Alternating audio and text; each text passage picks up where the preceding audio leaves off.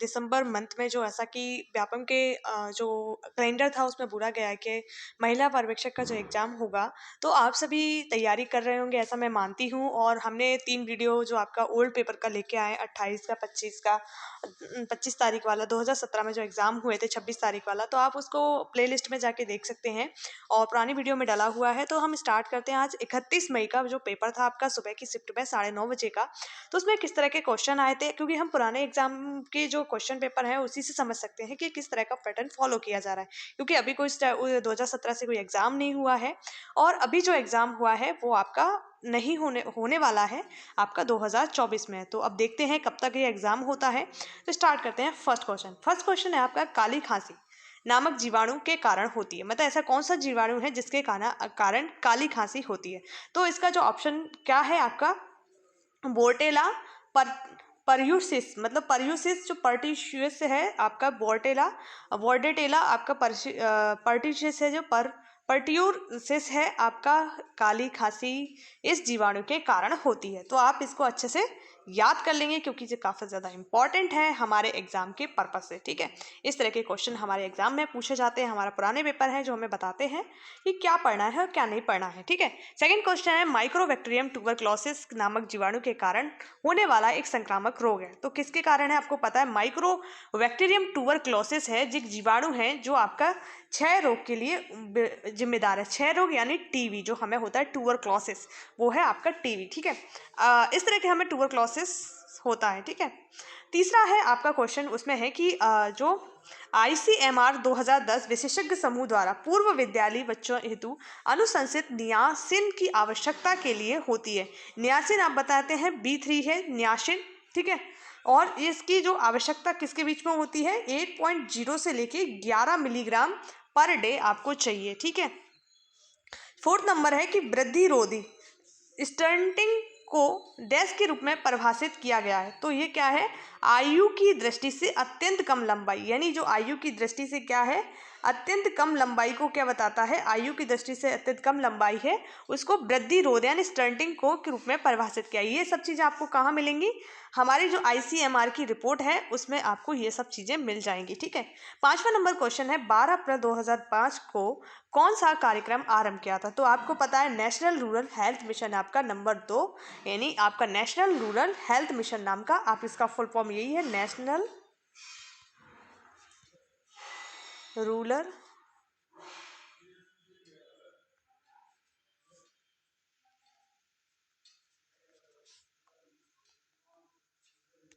Health mission. ठीक है, आप इसे नोट डाउन कर लेंगे।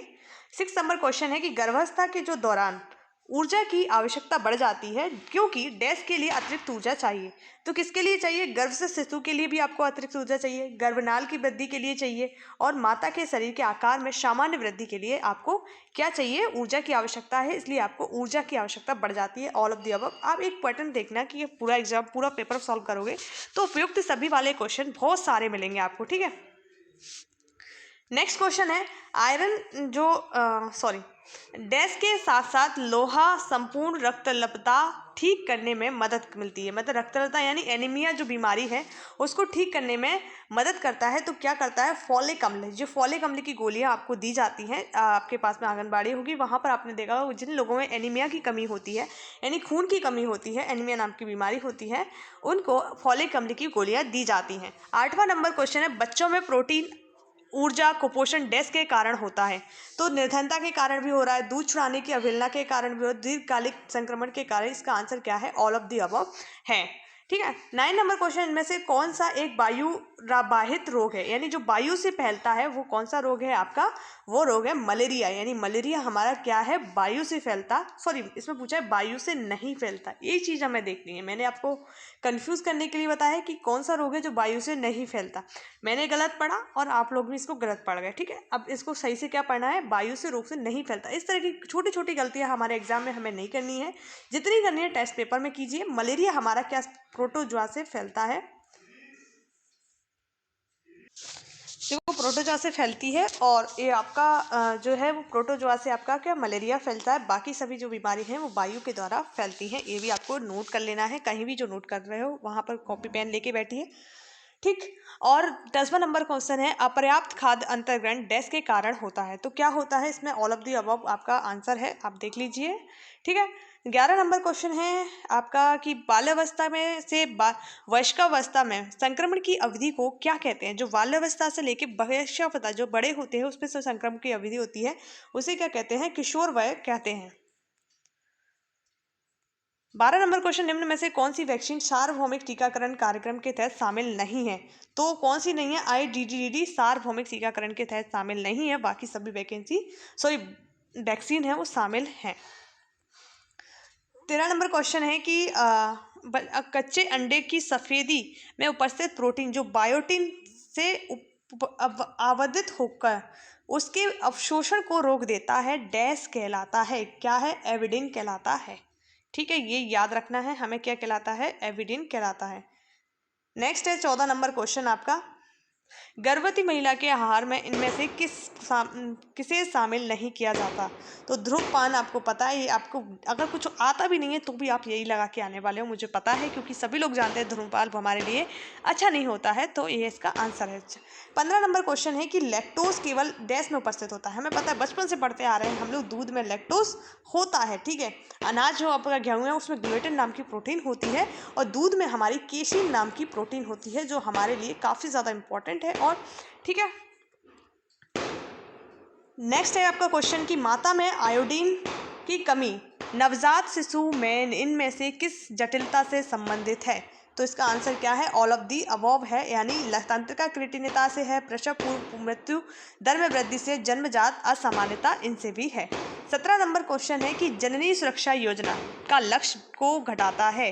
क्या है? उपयुक्त सभी यानी दोनों, इन नवजात शिशुओं की मृत्यु को और मातृ मृत्यु दर इन दोनों को घटाता है जननी सुरक्षा योजना का लक्ष्य। टीकाकरण का सारे शरीर क्रियात्मक ईंधन माना है, प्रोटीन का जो शरीर है वो क्रियात्मक ईंधन मान है। कितना ईंधन मान है? 4.0 किलो कैलोरी आपका जो प्रोटीन का शरीर क्रियात्मक ईंधन मान है। ठीक है। 19 नंबर क्वेश्चन है कि अंडे में उपस्थित प्रोटीन को कहा जाता है? क्या कहा जाता है? संपूर्ण प्रोटीन कहा जाता है। अंडे में जो प्रोटीन होती है उसे कंप्लीट प्रोटीन कहते हैं। नेक्स्ट है आपका 20 नंबर क्वेश्चन, एस्कॉर्बिक अम्ल की कमी से डैश नामक रोग हो जाता है? तो आपको पता है एस्कॉर्बिक अम्ल विटामिन सी का रासायनिक नाम है, इसकी कमी हो जाती है तो हमें स्कर्वी रोग यानी हमारे जो मसूड़े हैं उनमें से खून आना प्रारंभ हो जाता है, तो विटामिन सी की कमी से हमें क्या होता है? एस्कॉर्बिक इसका रासायनिक नाम है और स्कर्वी नाम का रोग हो जाता है। फिर हम देखते हैं विटामिन B1 की कमी से हमें वेरी रोग हो जाता है, विटामिन ए की कमी से रतौंधी नाम का रोग हो जाता है। ठीक है। नेक्स्ट है 21 नंबर क्वेश्चन, नवजात शिशु के आहार में पहली बार जोड़े गए ठोस भोजन को डैश कहते हैं? क्या कहते हैं? बेईकोस्ट कहते हैं। जो नवजात शिशु को आहार में पहली बार जोड़े गए जो ठोस भोजन होता है उसे बेईकोस्ट कहा जाता है। 22 नंबर क्वेश्चन है, अनाजों में सीमाकारी अमीनो अम्ल है? अनाजों में जो सीमाकारी अम्ल है वो लाइसिन है। क्या है? लाइसिन। ठीक है। 23 नंबर क्वेश्चन है, उसमें है कि टीकाकरण में डैश की एक नस्ल को शरीर में प्रवेश कराया जाता है? क्या कराया जाता है? जीवाणु और विषाणु या जीवाणुओं को, किसी भी को हमारे शरीर में, जैसे हमें कोरोना वैक्सीन लगी तो हमें वायरस ही हमारे अंदर भेजा गया था, कोई अलग तो नहीं, कोई वायरस को काटता है, ऐसे कहते हैं कि लोहा को काटता है, उसी प्रकार। 24 नंबर क्वेश्चन है कि स्तनपान के 0 से 6 माह के दौरान ICMR 2010 द्वारा अनुशंसित अतिरिक्त कैलोरी आवश्यक है? कितनी आपको आवश्यक है? 600 किलो कैलोरी प्रतिदिन। ठीक है। 25 नंबर क्वेश्चन है आपका, ICMR 2010 द्वारा वयस्क पुरुष हेतु अनुशंसित प्रोटीन की आवश्यकता है? कितनी है? 60 ग्राम पर डे आपको क्या चाहिए? प्रोटीन चाहिए ICMR रिपोर्ट के अनुसार। और ये ICMR रिपोर्ट से लगभग 5 से 6 क्वेश्चन आपको दिखेंगे, अभी 3-4 क्वेश्चन तो हम कर भी चुके हैं। 26 नंबर क्वेश्चन है कि प्रोटीन ऊर्जा को कुपोषित बच्चे के आहार को डैश वाला होना चाहिए? प्रोटीन ऊर्जा कुपोषित बच्चे के आहार को डैश वाला होना चाहिए? कैसा होना चाहिए? अच्छी गुणवत्ता वाले प्रोटीन समृद्ध, कैलोरी उच्च होनी चाहिए। अच्छी गुणवत्ता वाले प्रोटीन समृद्ध और कैलोरी क्या होनी चाहिए? रिच होनी चाहिए इसमें। ठीक है, इसका आंसर है। 27 नंबर क्वेश्चन है कि भारत सरकार द्वारा वर्ष 1962 में कौन सा रोग निरोध कार्यक्रम आरंभ किया गया था? तो भारत सरकार ने वर्ष 1962 में आपका आयोडीन न्यूनता विकास कार्यक्रम शुरू किया, यही कार्यक्रम आपका शुरू किया गया था, आयोडीन न्यूनता विकास कार्यक्रम। 28 नंबर क्वेश्चन है कि माता में फोलेट की कमी नवजात शिशु में इनमें से कौन से तंत्र का नाल दोष या न्यूरल ट्यूब डिफेक्ट के जोखिम में वृद्धि से संबंधित है? तो स्पाइना बाइफिटा नाम का रोग उन्हें हो जाता है, ये इसका दोष है। ठीक है। 29 नंबर क्वेश्चन है, खसरा एक संक्रामक रोग है और यह डैश की श्रेणी में आता है? क्या श्रेणी में आता है? वायु वाहित रोग की श्रेणी में आता है। अगर आपको वीडियो अच्छी लग रही है तो आप प्लीज़ कमेंट करके बताइए कि आपको कैसी लग रही है। नेक्स्ट क्वेश्चन हमारा है 30, इनमें से कौन सा कथन गलत है? तो इसमें से जो गलत कथन है वो आपका क्या है? हैजा एक वायु रहित रोग है। ये आपका गलत क्वेश्चन है क्योंकि हैजा आपका वायु रहित रोग नहीं है। ठीक है। हैजा किससे फैलता है? जल से फैलता है आपका। मनुष्यों में गर्भ की अवधि शिशु जन्म तक चलती है और यह सामान्य गर्भ अवधि लगभग डैश की होती है? कितनी होती है? 40 हफ्ते की होती है।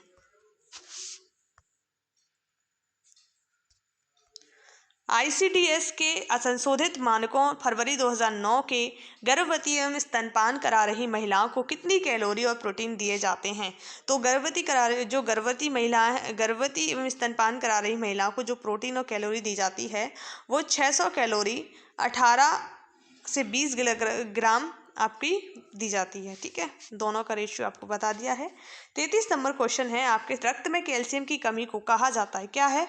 हाइपोकैल्सीमिया। मतलब हाइपो शब्द है वो लगभग आपको क्या बताता है? कमी को दिखाया जाता है। मतलब हाइपो है नीचे और हाइपर मतलब अधिकता को दिखाता है। ठीक है। 34 नंबर क्वेश्चन क्या है? खाली खांसी को भी कहते हैं, क्या कहते हैं? काली खांसी को पर्ट्यूसिस कहा जाता है। पर्ट्यूसिस आपके काली खांसी को कहा जाता है। काली खांसी को क्या कहा जाता है? आपका पर्ट्यूसिस काली खांसी को कहा जाता है। नेक्स्ट है आपका 35 नंबर क्वेश्चन, इसमें बताया गया इन्फ्लुएंजा के एक संक्रमण के कारण हो सकता है। इन्फ्लुएंजा के संक्रमण के कारण क्या होगा? आपका वायरस, यानी वायरस है इन्फ्लुएंजा के डैश के संक्रमण के कारण हो सकता है। इन्फ्लुएंजा एक तरह का आपका जिस हम नहीं बोलते वायरस हो गया, हमें वायरल फीवर हो गया, उस तरह का है, तो विषाणु के कारण इन्फ्लुएंजा होता है। 36 नंबर क्वेश्चन है कि ICDS के संशोधित मानकों फरवरी 2009 के अंतर्गत बच्चों में 6 माह से लेकर 72 माह को कितनी कैलोरी में प्रोटीन दिए जा जो आपकी प्रोटीन देनी चाहिए? 6 से 72 माह के बच्चों को कितनी प्रोटीन आपकी दी जानी चाहिए? इसमें आंसर है 500 किलो कैलोरी से लेकर 12 से 15 ग्राम। ठीक है। 37 नंबर क्वेश्चन है कि शिशु को दस्त हो जाने पर आप क्या करेंगे? तो शिशु को दस्त हो जाने पर तुरंत चिकित्सक को बुलाएंगे, उबाल कर ठंडा किया गया जल बार बार पिलाएंगे और ORS घोल देंगे, जैसे इससे पानी की कमी को दूर किया जा सके। 38 नंबर क्वेश्चन है कि दस्त के हल्के फुल्के मामलों में भी बच्चों में किसकी कमी हो जाती है? तो जिंक की कमी हो जाती है। ठीक है। 39 नंबर क्वेश्चन है आपका कि सार्वभौमिक प्रतिरक्षीकरण कार्यक्रम के अंतर्गत इनमें से किस रोग के विरुद्ध संरक्षण नहीं दिया गया है? तो किसके रोग के अंतर्गत संरक्षण नहीं दिया गया है? कर्क रोग यानी कैंसर के रोग आपके संरक्षण नहीं दिया है, बाकी दिया गया है। 40 नंबर क्वेश्चन है कि C गोपालन ने वर्ष 1971 में एक सुनियोजित आहार सर्वेक्षण किया था जिसमें उन्होंने पाया कि क्वाशरकोर और मेरास्मस से पीड़ित बच्चों के आहार लगभग समान थे और इस आधार पर उन्होंने एक सिद्धांत दिया जिसे डैश के नाम से जाता है, अनुकूलन का सिद्धांत, थ्योरी ऑफ अडॉप्टेशन। ठीक है। 41 नंबर क्वेश्चन है कि 9 माह की आयु पर खसरे की वैक्सीन के साथ दी गई 1 लाख IU की पहली खुराक डैश की होती है? क्या होती है? विटामिन A की होती है। ठीक है। 42 नंबर क्वेश्चन है कि गर्भावस्था के दौरान ह्यूमरस के कैरियोलिक गोनेडोट्रॉफिक नामक हार्मोन का उत्पादन डैश द्वारा होता है? किसके द्वारा होता है? गर्भनाल या प्लेसेंटा के द्वारा होता है।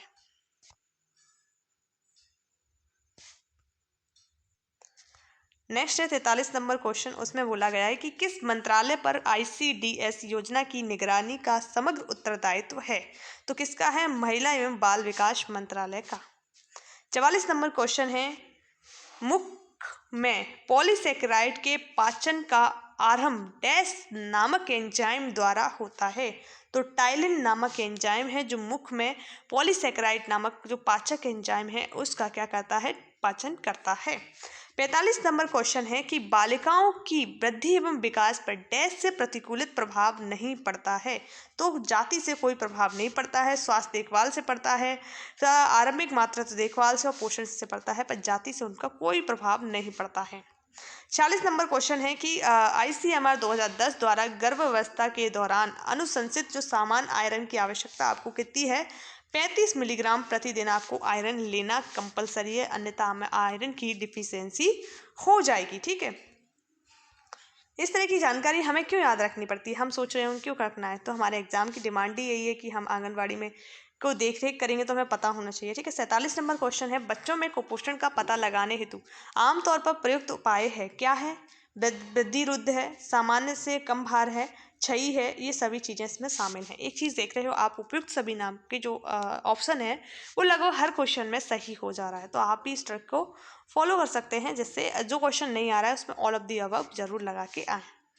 नेक्स्ट है डैश के लिए उच्च प्रोटीन एवं उच्च कैलोरी आहार की अनुशंसा की जाती है, किसके लिए, कुपोषित बच्चे के लिए। ठीक है, 49 नंबर क्वेश्चन है कि हड्डियों में पाए जाने वाले मुख्य खनिज क्या है, कैल्शियम, फास्फेट और आपका मैग्नीशियम है, ये आपका क्या पाया जाता है, हड्डियों में पाया जाता है। 50 नंबर क्वेश्चन है कि पहली तिमाही गर्भावस्था के 0 से 12 सप्ताह के दौरान अधिकांश महिला में भार वृद्धि के बीच होनी चाहिए, कितना होना चाहिए, 0.5 से 2 किलोग्राम भार वृद्धि होनी चाहिए। नेक्स्ट 51 क्वेश्चन है कि ICDS के उद्देश्यों की प्राप्ति में सहायता के लिए उनके अंतर्गत प्रायोजित सेवाएं हैं, क्या हैं, उपयुक्त सभी। 52 नंबर क्वेश्चन है इनमें से किस अनुवांशिक विकार को जन्म से पहले पहचाना जा सकता है, हीमोफीलिया को पहचाना जा सकता है, थैलेसीमिया को पहचाना जा सकता है, सिकल सेल एनीमिया को पहचाना जा सकता है, इसका आंसर क्या है, all of the above.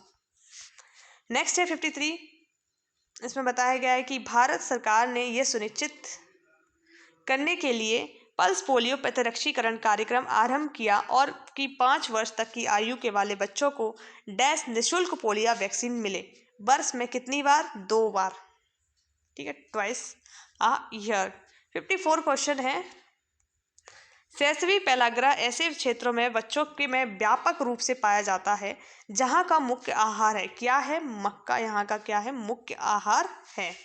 55 number question है कि जरायु कोरियान या उल्व है, तरल है, एम्ब्रियोटिक फ्लूइड और गर्भनाल प्लेसेंटा के संक्रमण को कहते हैं, क्या कहते हैं, कोरियो एम्ब्रियोनाइटिस। ठीक है, इस तरह से हमने पहला आपका चैप्टर है वो कंप्लीट हो चुका है हमारा। पोषण एवं स्वास्थ्य से संबंधित 55 क्वेश्चन आपके आते हैं और अब नया सिलेबस पता नहीं आएगा या वही पुराना सिलेबस फॉलो किया जाएगा, परंतु हमें अभी पुराना सिलेबस ही पढ़ना है। तो हमने आपका पोषण और स्वास्थ्य से संबंधित क्वेश्चन कर लिए। हम जो नेक्स्ट वीडियो में हमारा जो आगे के general knowledge and logical ability है वो कंप्लीट करेंगे। अगर आपको वीडियो अच्छी लगी तो please like share and subscribe कीजिए एंड थैंक यू। जय हिंद, जय भारत।